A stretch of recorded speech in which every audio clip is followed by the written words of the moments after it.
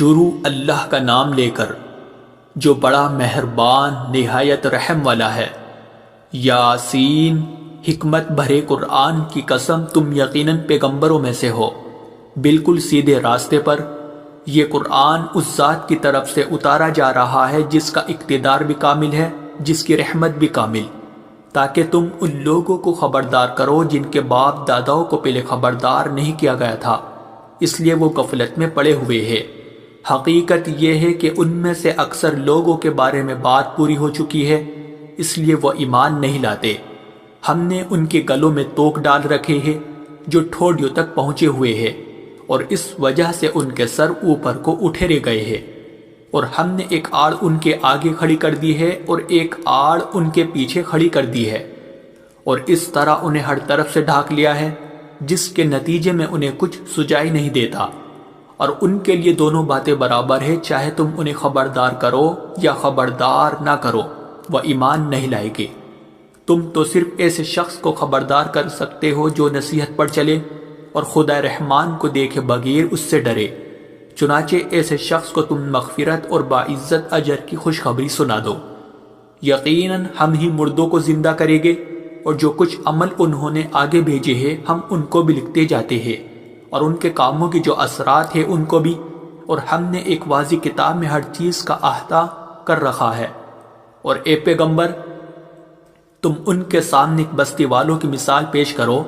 جب ان کے پاس رسول آئے تھے۔ جب ہم نے ان کے پاس شروع میں 2 رسول بھیجے تو انہوں نے دونوں کو جھٹلا دیا،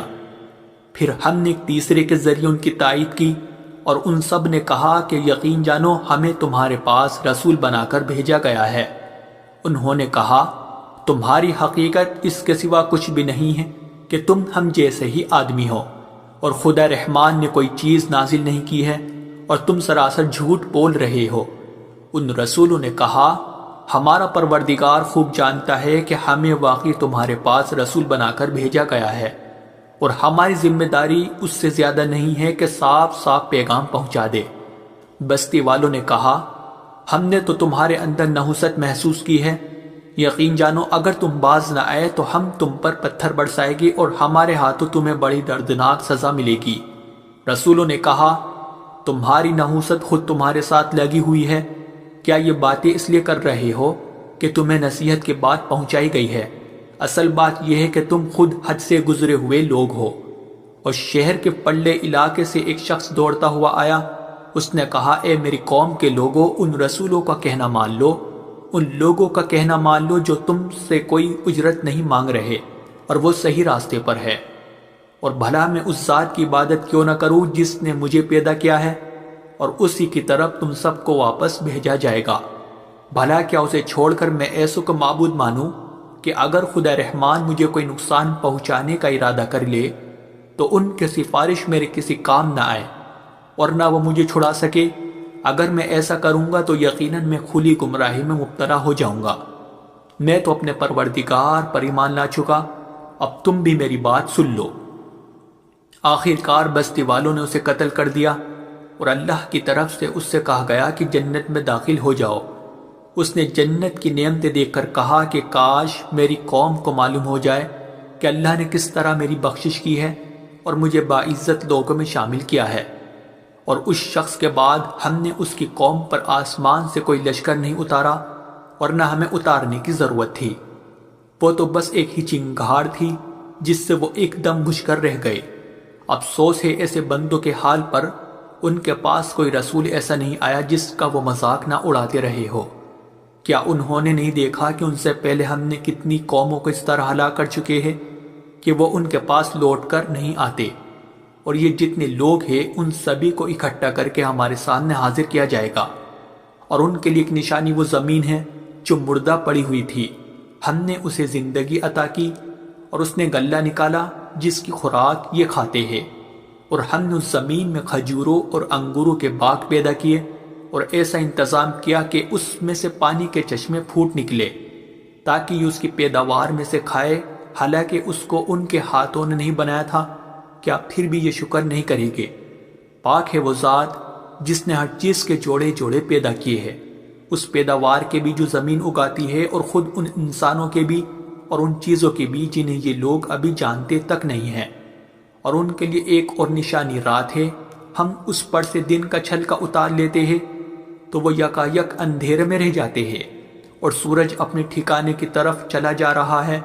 یہ سب اس ذات کا مقرر کیا ہوا نظام ہے جس کا اقتدار بھی کامل ہے، جس کا علم بھی کامل، اور چاند ہے کہ ہم نے اس کی منزل تاب تول کر مقرر کر دی ہے،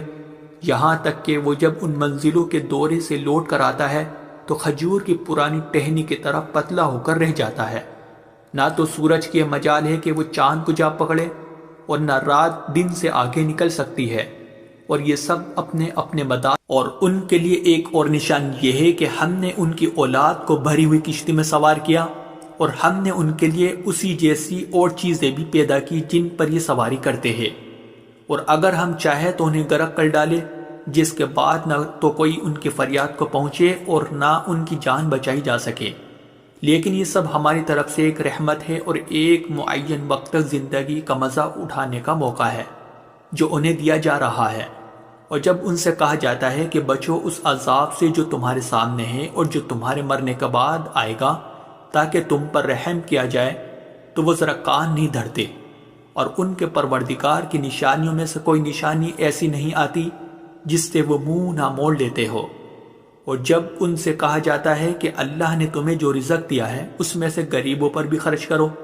تو یہ کافر لوگ مسلمانوں سے کہتے ہیں کہ کیا ہم ان لوگوں کو کھانا کھلائے جنہیں اگر اللہ چاہتا تو خود کھلا دیتا؟ مسلمانوں، تمہاری حقیقت اس کے سوا کچھ بھی نہیں کہ تم کھلی گمراہی میں پڑے ہوئے ہو، اور کہتے ہیں کہ یہ قیامت کا وعدہ کب پورا ہوگا؟ مسلمانوں بتاؤ اگر تم سچے ہو۔ دراصل یہ لوگ بس ایک چنگاڑ کا انتظار کر رہے ہیں جو ان کی حجت بازی کے عین درمیان انہیں آ پکڑے گی، پھر نہ یہ کوئی وصیت کر سکے گے اور نہ اپنے گھر والوں کے پاس لوٹ کر جا سکے گے، اور سور پھونکا جائے گا تو یکایک اپنی قبروں سے نکل کر اپنے پروردگار کی طرف تیزی سے روانہ ہو جائے گے، کہے گے کہ ہائے ہماری کم بختی، ہمیں کس نے ہمارے مرکز سے اٹھا کھڑا کیا ہے؟ جواب ملے گا کہ یہ وہی چیز ہے جس کا خدا رحمان نے وعدہ کیا تھا اور پیغمبروں نے سچی بات کہی تھی، اور کچھ نہیں، بس ایک زور کی آواز ہوگی جس کے بعد یہ سب کے سب ہمارے سامنے حاضر کر دیے جائیں گے۔ چنانچہ اس دن کسی شخص پر کوئی ظلم نہیں ہوگا اور تمہیں کسی اور چیز کا نہیں، بلکہ انہی کاموں کا بدلہ ملے گا جو تم کیا کرتے تھے۔ جنت والے لوگ اس دن یقیناً اپنے مشغلے میں مگن ہوگے، اور وہ ان کی بیویاں گھنے سایوں میں آرام دانشتوں پر ٹیک لگائے ہوئے ہوگے۔ وہاں ان کے لیے میوے ہوگے اور انہیں ہر وہ چیز ملے گی جو وہ منگوائے گے۔ رحمت والے پروردگار کی طرف سے انہیں سلام کہا جائے گا، اور کافروں سے کہا جائے گا کہ اے مجرموں، آج تم مومنوں سے الگ ہو جاؤ۔ اے آدم کے بیٹو، کیا میں نے تمہیں یہ تاکید نہیں کر دی تھی کہ تم شیطان کی عبادت نہ کرنا، وہ تمہارا کھلا دشمن ہے، اور یہ کہ تم میری عبادت کرنا، یہی سیدھا راستہ ہے۔ اور حقیقت یہ ہے کہ شیطان نے تم میں سے ایک بڑی خلقت کو گمراہ کر ڈالا، تو کیا تم سمجھتے نہیں تھے؟ یہ ہے وہ جہنم جس سے تمہیں ڈرایا جاتا تھا، آج اس میں داخل ہو جاؤ کیونکہ تم کفر کیا کرتے تھے۔ آج کے دن ہم ان کے منہ پر مہر لگا دیں گے، اور ان کے ہاتھ ہم سے بات کریں گے، اور ان کے پاؤں گواہی دیں گے کہ وہ کیا کمائی کیا کرتے تھے۔ اور اگر ہم چاہیں تو یہی دنیا میں ان کی آنکھیں مل یا میٹ کر دیں، پھر یہ راستے کی تلاش میں بھاگے پھرے، لیکن انہیں کہاں کچھ سجا۔ اور اگر ہم چاہیں تو ان کی اپنی جگہ پر بیٹھے بیٹھے ان کی صورتیں اس طرح مسخ کر دے کہ یہ نہ آگے بڑھ سکے اور نہ پیچھے لوٹ سکے۔ اور ہم جس شخص کو لمبی عمر دیتے ہیں اسے تخلیقی اعتبار سے الٹ ہی دیتے ہیں، کیا پھر بھی انہیں عقل نہیں آتی؟ اور ہم نے اپنے ان پیغمبروں کو نہ شاعری سکھائی ہے اور نہ وہ ان کے شایان شان ہیں، یہ تو بس ایک نصیحت کی بات ہے، اور ایسا قرآن جو حقیقت کو کھول کھول کر بیان کرتا ہے تاکہ ہر اس شخص کو خبردار کرے جو زندہ ہو، اور تاکہ کفر کرنے والوں پر حجت پوری ہو جائے۔ اور کیا انہوں نے یہ نہیں دیکھا کہ ہم نے اپنے ہاتھوں کی بنائی ہوئی چیزوں میں سے ان کے لیے موشی پیدا کیے، اور یہ ان کے مالک بنے ہوئے ہیں، اور ہم نے ان موشیوں کو ان کے قابو میں دے دیا ہے، چنانچہ ان میں سے کچھ وہ ہے جو ان کی سواری بنے ہوئے ہیں، اور کچھ وہ ہے جنہیں یہ کھاتے ہیں۔ نیز ان کو ان موشیوں سے اور بھی فائدہ حاصل ہوتے ہیں اور پینے کی چیزیں ملتی ہے، کیا پھر بھی یہ شکر نہیں بجا لائے گے؟ اور انہوں نے اللہ کو چھوڑ کر اس امید پر دوسرے خدا بنا رکھے ہیں کہ انہیں ان سے مدد ملے، حالانکہ ان میں یہ طاقت ہی نہیں ہے کہ ان کی مدد کر سکے، بلکہ وہ ان کے لیے ایک ایسا مخالف لشکر بنے گے جسے قیامت میں ان کے سامنے حاضر کر لیا جائے گا۔ غرض اے پیغمبر، ان کی باتیں تمہیں رنجیدہ نہ کریں۔ یقین جانو ہمیں سب معلوم ہے کہ یہ کیا کچھ چھپاتے اور کیا کچھ ظاہر کرتے ہیں۔ اور کیا انسان نے یہ نہیں دیکھا کہ ہم نے اسے نطفے سے پیدا کیا تھا، پھر اچانک وہ کھلم کھلا جھگڑا کرنے والا بن گیا۔ ہمارے بارے میں تو وہ باتیں بناتا ہے اور خود اپنی پیدائش کو بھلا بیٹا ہے، کہتا ہے کہ ان ہڈیوں کو کون زندگی دے گا جب کہ وہ گل چکی ہوگی۔